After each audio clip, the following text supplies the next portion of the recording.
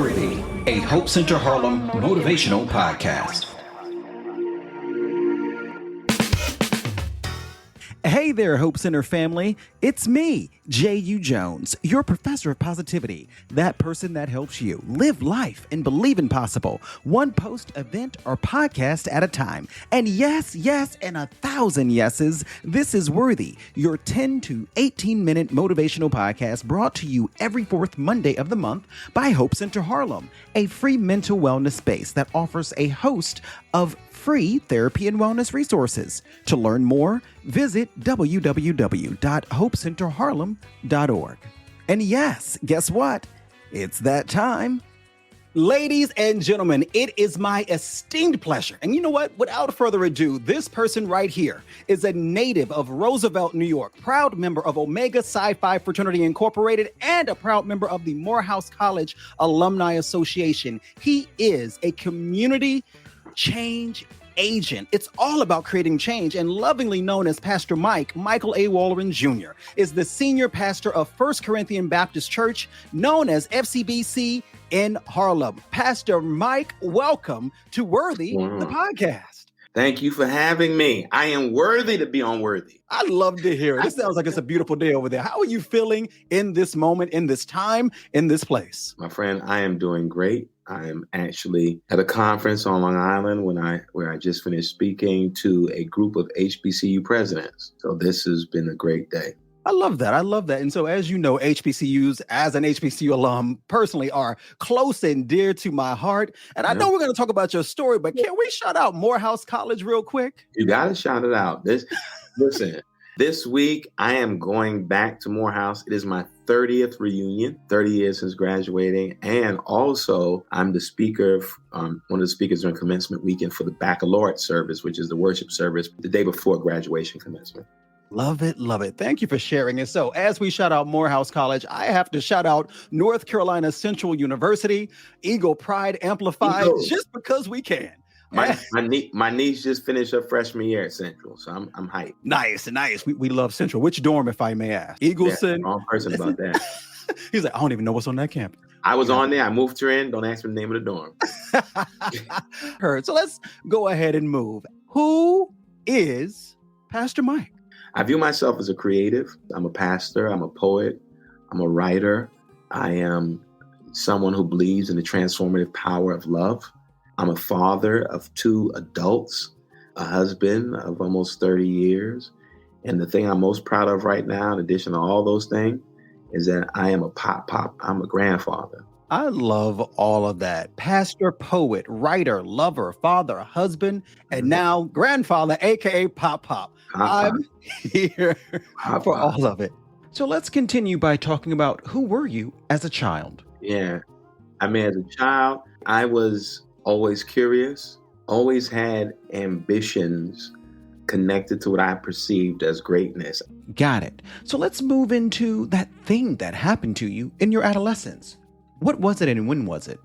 At 10, I had a very traumatic experience, which is a surgery for a tumor I had at 10 years old, and it kind of shifted my life. It was the birth of what I tell people, my own personal insecurities came during that time. After that, the insecurities, self-doubt manifested in me kind of being like a class clown. I would act out, always a comedian, always trying to get the laugh, always trying to do a little stand-up routine in the classroom. This is at 11, 12, 13 years old, primarily because not too far from where I live, Eddie Murphy lived. So when we were in elementary school, Eddie was doing Saturday Night Live, and he still lived in our community. He became a role model for a lot of us, and I wanted to be a stand-up comic. That's what I want to do, just what Eddie Murphy was doing. So if you ask me at 12 what my dream was graduate high school like Eddie and then audition for Saturday Night Live. And so after we went through the traumatic moments in elementary school, middle school hit, high school hit, then we got to Morehouse College. Mm-hmm. Tell me about that experience of getting accepted into and then going to Morehouse. Well, college was not on my radar. Mm-hmm. I was on the streets making money, but I got in this at-risk program called Operation Alternative because I was messing up in school, and they wanted me to go to this program. It was the only way I could play sports is if I went to this program every day after school. My counselor assigned to me in this program, I didn't know at the time, was in school, in seminary, and also working on his MSW. He was a Morehouse grad. I didn't know what any of that was. I never heard of Morehouse College. And so he was one who started just pouring into me, and he believed in me. He thought that I was more than what I was showing, that there was something powerful about me. And he never gave up on me. I got to Morehouse. I never forget my high top fade, all the parts, my gold rings. I had a gold chain with a Nefertiti head on it. I mean, I was a drug dealer. And within a month and change, from hustling on the street to being a freshman class president at Morehouse, and then October experienced what I thought was a call to ministry. I mean, all this happened within a few months. When I got on that campus, it was the first time I've been in an environment that I felt was in alignment with my spirit, was in alignment with who I was. And it changed my life. I met my wife that freshman year, who at the time she was the freshman class vice president at Spelman. So I kind of used the politics weave my way in, you know what I'm saying? Right. Heard. And then, yeah, from there, we ended up, she got pregnant. My son was born a week after my final sophomore year. We were able to graduate, and we got married after we graduated. And it was just an amazing journey. Morehouse was a time in my life that completely changed my life. It was the first time I felt empowered to be my authentic self. It was the first time I had been surrounded by so many Black men who were pouring into me. It was an inspiring environment. It was hard for me not to want to excel, not to want to be the best, because of everything that's around me. I mean, you walk on campus, there's a big statue of Martin King. You hear of all the famous Morehouse men. Every week at our convocation, you had some different famous men coming to speak to us.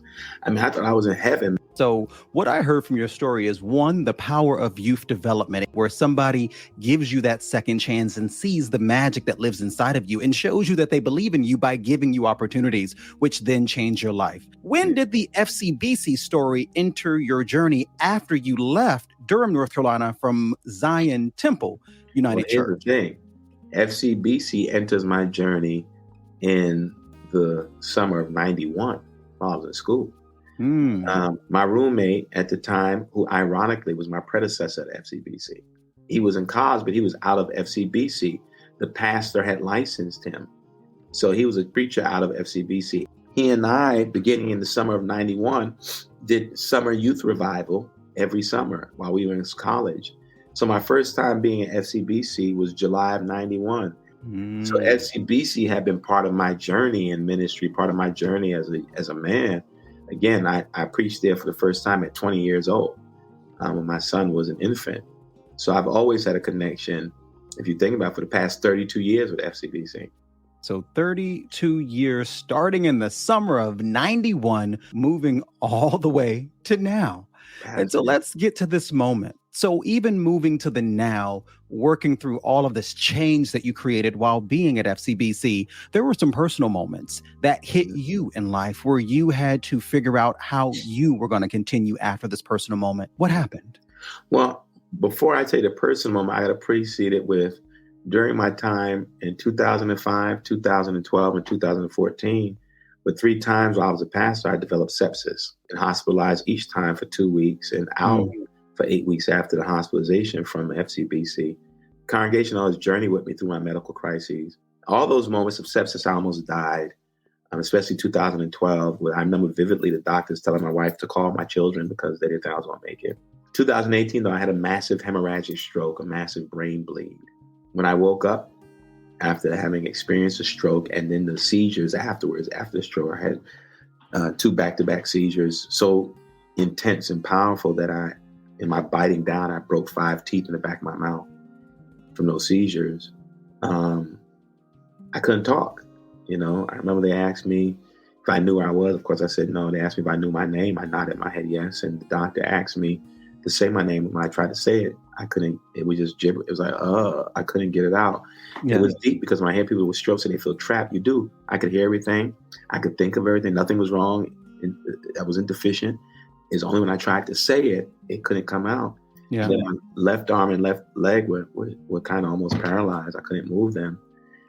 And in that moment, when I realized, when I tried to talk and heard myself, I started crying because I knew I had a stroke. And it became a challenge because instantly in my mind, I thought, if I cannot speak, there goes the end of my career. Like, I can't preach. Let's dig into the feeling real quick, because I think many times when we talk about sepsis, stroke, and seizures, we never fully deal with the language that expresses exactly what we felt in that moment. Yeah, And so, if there were adjectives in this moment, and it could be more than two or three, that truly describe the actual feeling, that yeah, moment right after you woke, that moment when you tried to talk, that moment when you were like, wow, teeth are broken, wow, I can't yeah, talk. What yeah. were those feelings? Agony and despair, Mm. which all were beautiful ingredients for deep depression. Yeah, yeah, yeah. That had already been dealing with prior to the stroke because of my history of medical issues and always constantly in the hospital. So depression and anxiety were real for me. But in that moment, I was despairing. It was agony for me to not be able to do the thing I had been doing for so long, which is talk, you know? And so it was a very traumatizing experience. I had many traumatizing moments, but that one was the most traumatic of all the things I've been through because, in part, it was painless. You Yeah. see, all the things I experienced before, I felt in my mind, all the things I had overcome, if I see it, I can face it and I can fight it and I can win it. This came out of nowhere and it was Mm. painless. I was driving across a bridge, lost sight of my eye. An hour later, I have seizures. After that, I wake up in the hospital, I can't talk. It Yeah, happened yeah. so quick and so intense. And I remember thinking, like, this thing, I broke teeth. I have a tumor in my brain. I can't get my words out. And it all happened. And I have no memory of anything that happened. Mm. And I couldn't tell you what happened. And it was no pain involved. That's what was so terrifying about the stroke. You know, Yeah. there were warning signs as I look back now, like the day before I had a bad headache, extremely fatigued. Um, but I just chalked it up to stress. And the next day, everything. Boom. And my neurologist said that I was, his words were, I'm a miracle, right? Because he said he sees 3,000 strokes a year. And the kind of stroke I had, people either deeply, severely damaged or they don't survive. Yeah, yeah. And I survived it and came out basically unscathed. If you look at me now, no one can tell I had a massive stroke, 5 years ago. Uh, Yeah. but I did. And I thank God for that. Thank you for sharing that story. And what I hear, the two major words that you gave were agony and despair. And Yeah. anybody that listens to J.U. Jones, aka the Professor of Positivity, knows that I love a good quote. And Chuck Swindoll said it best when he said, "We are all faced with a series of great opportunities, brilliantly disguised as impossible situations." Right. And when I think about that quote, I see those impossible situations by removing M and saying it is possible indeed to move through it. Thank you. Absolutely. Thank you for sharing that. I have to add this real quick. At Mhm. FCBC, one of our famous lines, affirmations, is I'm the embodiment of infinite possibilities. Mm. That drove me in my recovery Yeah. because I truly believe there was nothing I could not do. I don't care what anybody said, what doctor said, I knew what I could do. And I was determined to get back there because I believed I was the embodiment and the embodiment of infinite possibilities. I was cosmically significant. And I Yeah. knew my work was not done. It's the affirmation for me. And as we do that, that is an easy shift as we start winding down today Yeah. to move to your younger self and this story from 2019. And so, if we could look back at our younger self or a person that is between the age of 10 and 18, who in theory might go through the same thing when they grow up, or even if you're talking to yourself, what word of motivation would you give them to help them drive through this moment, to get through this highway of life? It is a phrase that came to me in 2012 when I was dying from sepsis. And it is simply this: you never know how strong you are until strength is all is left. Mm. So you never know how strong you are until strength is the only thing you have left. And just when you think that you have nothing left, your strength shows up, and you find out how strong you really are. And so I would encourage any young person that you are stronger than you think. You are more powerful than you know. And sometimes you don't discover that until your back is against the wall and you have to rise again. And that's what I would share to my younger self. You are stronger than you could ever imagine. Stronger than you can ever imagine. Thank you so much for sharing that. I can feel the vibes in my spirit in this moment. And you know what? I don't even want this to end, but You know, every What? good thing comes to an end. Let's keep moving down this road of worthy. And as we do that, this is the moment for you to exclaim to the world, the universe, your ancestors, and even yourself that I am worthy, ... Complete the sentence however you will, however you feel, and whatever your spirit leads you to say. I am worthy, ... Something you've heard me say before, FCBC. I am worthy because I was born worthy, and I was born valuable, and I was born valued. Born valuable, born valid. He is worthy. Pastor Mike, thank you so much for being here with us on Worthy. I believe that the students of life will indeed be inspired by this. And if there's one more thing you have to give them, I know there's something new coming from you. What's going on in the Pastor Michael sphere? Yeah, I just released my first book, Searching for Agabus, Embracing Authenticity and Finding Your Way to You. I'm really proud of this book. It is a book that is basically critiquing our cultural addiction to validation and affirmation. And what I challenge people to do in this book is that one of the ways to overcome this addiction is to embrace your authenticity. Your authenticity is your superpower.